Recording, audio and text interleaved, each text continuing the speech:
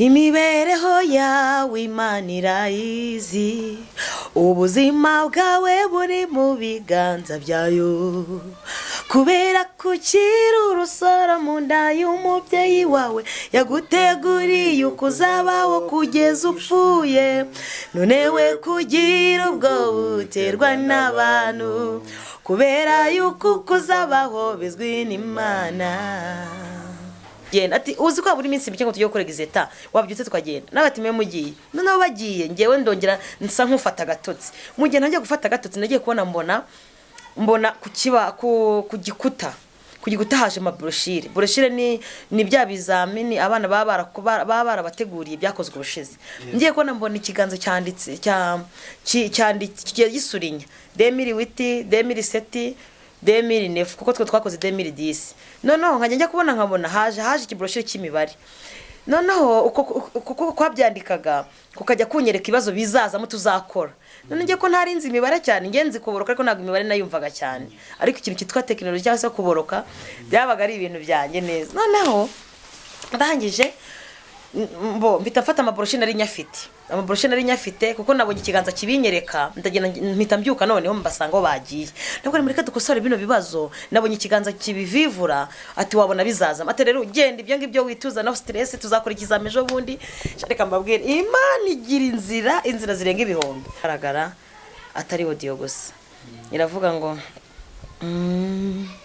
shakisha imbaraga z'amavuta ibyanze kwemera bizemera, shakisha imbaraga z'umwuka wera ibyanze guhinduka bizahinduka, kuko ahubwo butunzi buri ibyananiranye birikora, kandi kigeretse kuri cyuwo mwuka azaheka umugeni wa Kristo.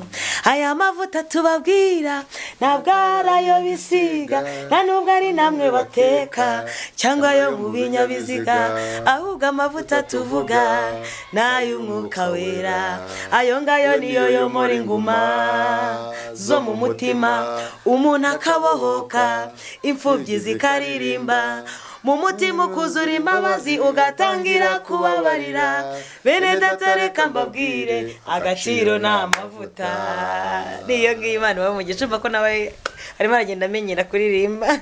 Amena cyane. Turishimye ndumva uyu munsi ari umunsi udasanzwe kuba tukwakiriye, ariko hari indirimbo abantu benshi bakuziho sinzi niba uri kwiyibuka. Ego wenda hari abantu babashe kuba bakubonye ariko so kibatsi ni kanaka ninde neza, ariko nuturirimbe aka karirimbo nibwo wari umenye noneho goreti ninde.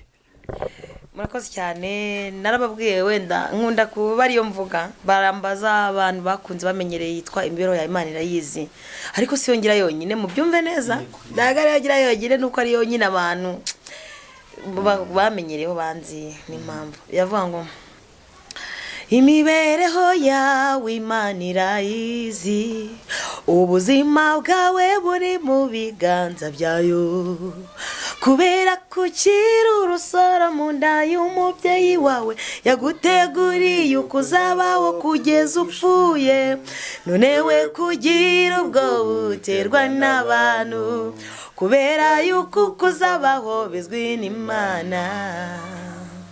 Niyo Yes, rero ni goreti noneho ndiza ko mumenye neza cyane muri za ndirimbo zihimbaza Imana, ariko turishimye kongera kukubona nanone.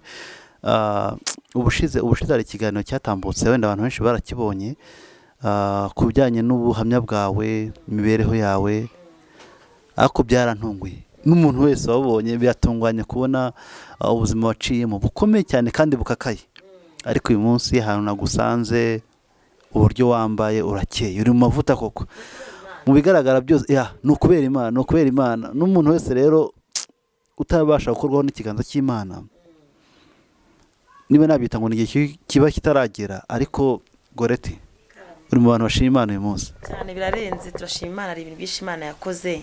Umuririmbyi yararimbye ejo bundi ngo sinari nzi ko wagira neza urya, ntabwo twe tuzi ko Imana yaduha ubuzima, ntabwo twe tuzi ko Imana yatugira neza bitewe n'ibyo twaciyemo. hari igihe umuntu abivuga ugasanga umuntu akavuga ati koko nibyo cyangwa ni inkuru ari guhimba. Hari igihe umuntu akubwira ikintu kugira ngo ni inkuru umuntu atabyiyumvisha ukumva ubuzima umuntu yaciyemo ukajya wumva ni nk'ibintu ari guhimba, ariko si uguhimba, si ibifiritirano. Tuba dufite n'abantu babizi aho twakuriye batuzi, ariko ni ukuri dukurikije aho Imana yadukuye n'aho Imana itugejeje ntitwa tuzi ko tuzaba abantu, ariko turashima Imana byose irabishoboye. Imana itanga ubuzima, mumaze iminsi mbivuga Imana ishimwe. Yes, rero twagize amahirwe kuba twabakiriye nk'umuryango kwa Mama Gaëlle na Papa Gaëlle, barashima Imana, barakomeye. Ariko hari ubuhamya twanyuzemo, hari ubuhamya mwabonye ubushize, none tugiye kubukomereza ku bijyanye n'ubuzima bwabo, uburyo bubakanye kugeza umunsi n'abantu bafite urugo rushima Imana kandi rukomeye, barahimbaza Imana, bafite byinshi. Goreti rero kugira ngo dukomeze n'ubuhamya bwawe, ariko se projet y'indirimbo zawe bigeze hehe? Nta bantu benshi baguheruka. Birumvikana no kuba twarahuye n'icyorezo, n'iki cyorezo nacyo cyabigizemo cyadukomye mu nkokora. Rero twe twahuraga n'abantu ku biterane, duhurira mu nsengero. Uyu munsi wa none insengero ntago zirafunguka zose, ntihacyafunguye. Urumva niho twagendaga duhura n'abantu gutyo na gutyo, ariko turahura ku macano, ni kuri cano turi guhurira. Ariko uyu munsi wa none uko projet ntago twahagaritse guhimba indirimbo, ntago twahagaritse gukora, turakora. N'ubu turakora, n'ibiganiro turi gukora, n'ubu nyine mubona ko tuticaye turi gukora. Ni ukuvuga ngo rero imishinga y'indirimbo ndacyayikomeje, ndacyari guhimba. Murumva ko ndi mu mashusho, ndi mu ndirimbo ndi mu mushinga wo gukora ama video ya za ndirimbo mukunda. Mbese ntago twicaye turi gukora, umushinga urakomeje. Rero kubw'iyo projet yawe ndende kandi ifite gahunda yuko tugiye kwibona muri iyi minsi, hari indirimbo nyinshi bakuzeho z'ama-audio, ariko turizera neza noneho ko tugiye kubona amashusho mu minsi ya vuba. Ariko hari ubuhamya bwawe bukomeye ariko ngira ngo noneho tugarukeho nyirizina, uburyo wabayeho mu buryo bukomeye, uburyo washatse n'umugabo wawe. Ariko se tugira ngo duhe ishusho, ibanga niriye ku buzima bwawe. Twabonye ubushize uko wari ubayeho, ariko uyu munsi turabona n'umuntu ushima Imana, abayeho neza, arakomeye, ntacyo ushinja Imana muri akanya. Ibanga niriye.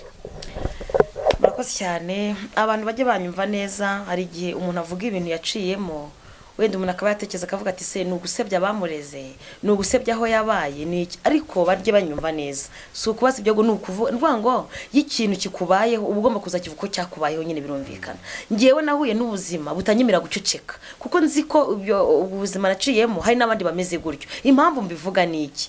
Ntabwo ari inzika, si ukugira gute, ahubwo mbivuga kugira ngo ba bantu bameze nka kwa kuri nari imeze bitume bagira icyizere cyo kubaho nabo, hari Imana yabakura muri ubwo buzima bubi. Byaraciye mu buzima bukomeye, kumva Goreti mushima Imana ngo arwaye amavunja, kumva uburyo nari imeze nibera mu nka ndagira inka. Nge nari umushumba muvandi, nari umushumba ndagira inka hafi 6.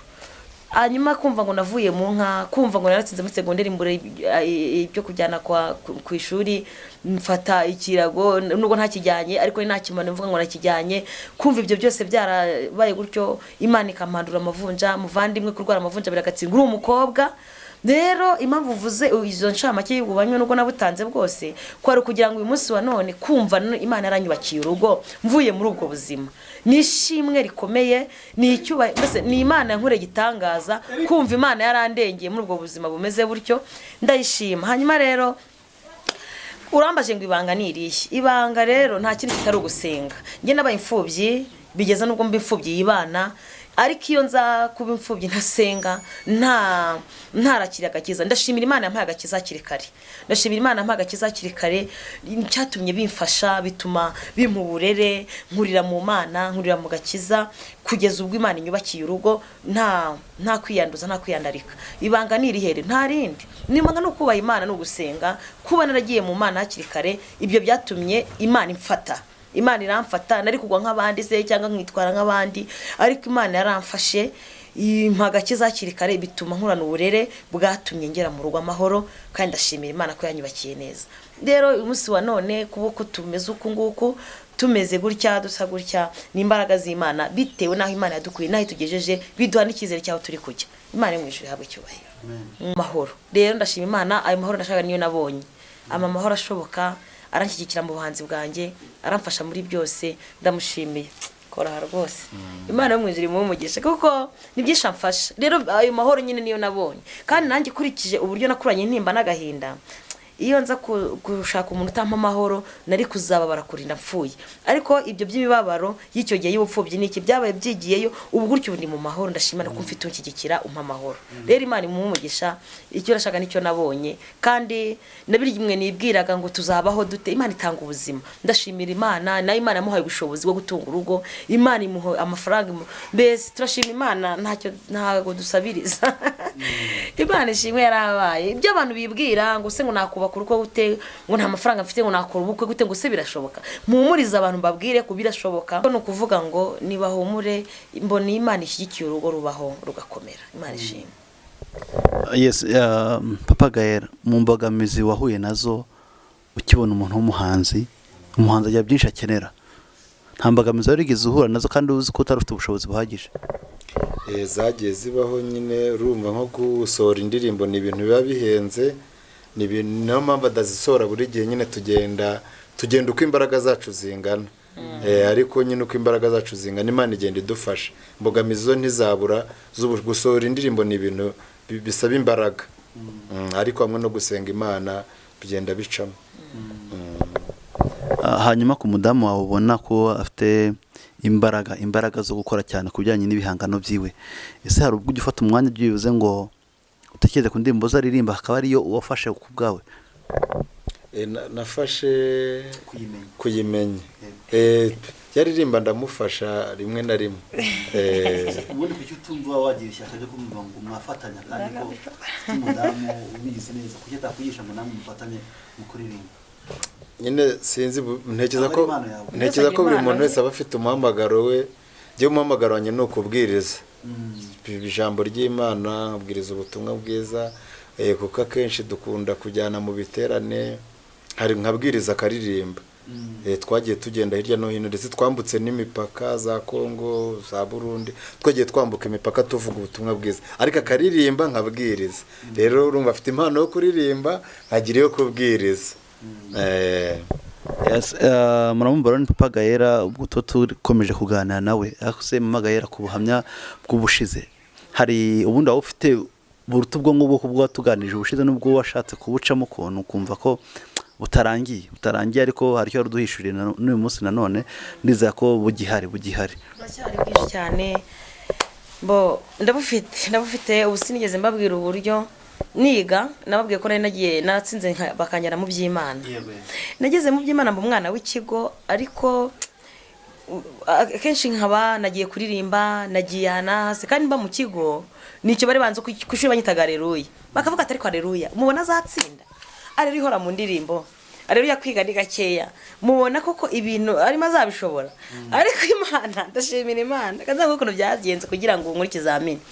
Uziko nari ndyamye, abandi bagiye kwiga saa 8 z'ijoro, kwa kundi abanyeshuri bazinduka. Iki kintu impamvu simbwiye abanyeshuri ngo bajye babikora, ariko mbamenyesheje ko Imana igira inzira, Imana igira inzira nyinshi zirenga ibihumbi, kandi mbabwire ko Imana ibishobora byanze bikunze mu nzira. Ikintu cyakunaniye Imana ifite uburyo yakigukoresha. Nishimwe nshima Imana kugira ngo mbone diplome. Nyine nabone kuzabona diplome, ntabwo nari mfite ubuhanga buhambaye cyane bwo kuba nabona diplome, ariko hari inzira Imana yacishiyemo ndayibona. Abandi bagiye saa 8 kwiga, ngewe nari naniwe. Baravuga ati rero tugende tujye ku ishuri. Ndabavuga nti ngenda naniwe cyane, mureke mbe niryamiye. Ntago mbyukira ijoro rwose, ni mugenda. Ati uzi ko buri minsi mike ngo tujye gukora exeta, wabyutse tukagenda. Nabati me mugiye. Noneho bagiye, ngewe ndongera nsa nkufata gatotsi. Mugiye najye gufata gatotsi, nagiye kubona mbona ku gikuta. Kugikuta haje amabroshire. Broshire ni bya bizamini abana baba barabateguriye byakozwe ubushize. Ngiye ko mbona ikiganza cyanditse cyanditse gisurinya 2008 2007 2009, kuko twakoze 2010. Noneho nkajya nkabona haje ikibroshire cy'imibare. Noneho uko kwabyandikaga kukajya kunyereka ibibazo bizazamo tuzakora. None ngiye ko ntarinzi imibare cyane, ngenzi kuboroka, ariko ntabwo imibare nayumvaga cyane, ariko ikintu cyitwa tekinoloji cyangwa se kuboroka byabaga ari ibintu byanjye neza. Noneho ndangije mbita mfata amabroshire nari nyafite, kuko nabonye ikiganza kibinyereka, ndagenda mpita mbyuka noneho mbasanga bagiye. Nabwo muri dukosore bino bibazo, nabonye ikiganza kibivivura, ati wabona bizaza, ati rero ugenda ibyo ngibyo wituza na stress, tuzakora ikizamejo bundi. Reka mbabwire Imana igira inzira zirenga ibihumbi. Ndagije barabyanga, njyana ku bandi ngo babinkosorera, abandi babyemeye nibo twabikosoye ibaze gukosora imibare nawe uzi ukuntu imibare ikomera ngewe naborotse imibare ngiye muri exeta kuko bya bibazo nibyo bakosoye ngenda biboroka maze kubiboroka nibyo nagiye gukora muri exeta ngiye kubona mbona bijemo ibyo bibazo ndabikora bukeye bwaho nabwo cya kiganza kiragaruka kijya kuri tekinoloji twari buzakore nabwo kisurinya kigenda gisurinya nabwo turabikosora nagiye nabiborotse mvuga niba nta nibiri buzemo ubwo nibyo ndi busubiza birangira bya bindi naborotse nabyo bijemo mbiheraho ndakora nabonye diplome gurye rero kukoraho ya diplome Imana iteye ubwoba ntago ijye buri kugenza umuntu udashoboye nacyo iki cyose narigeze nkivuga kuri mu buhamya natanze ndashima Imana uburyo Imana mpayemo diplome nanjye nkabona diplome gutyo ntari kubyishobozi bareka binshoborera Imana irabishoboye ishobora gusanga nijoro usinziriye ikakwereka ikintu runaka cyakunaniye Imana nabonye ibikora yabwo icyubahiro